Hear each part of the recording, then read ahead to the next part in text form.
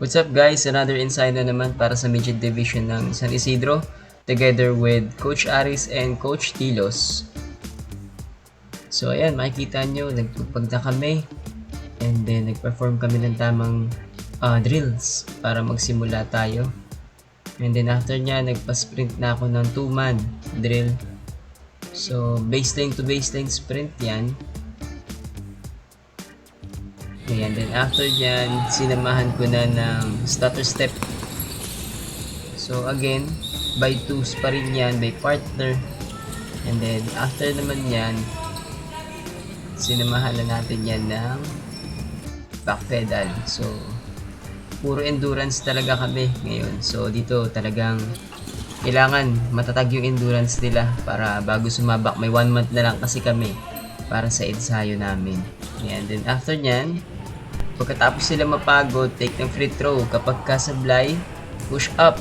So, yun yung nagiging parusa nila kada sablay nila. Then after nyan, suicide naman.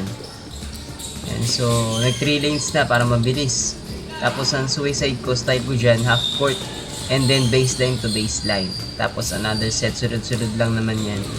So, ganun yung nagiging nakasanayan namin. Kasi mas gusto ko yung ganyan kasi dahil mahaba yung tinatakbo nila. And then, after naman yan, so, balik tayo sa free throw. After, sa free throw kapag sumablay, so, magpo-plank sila. Yan. So, sabay-sabay.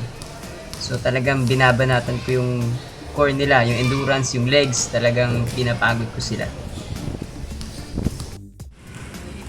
So, strong side, kaliwat kanan, attack na rin. May cone silang sinusundan para masanay sila kapag may defender sa ilalim, anong gagawin nila. So, ganun yung pinagawa ko sa kanila. And then, after nyan, so, gumamit kami ng cone. So, yan, para sa drill na yan. So, dire-diretso lang hanggang sa mapagod sila. Hanggang dulo, ganyan ang ginawa namin.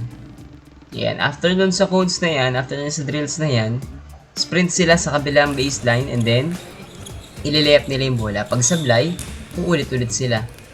Or may karagdagang parusa. Ganun yung ginagawa namin.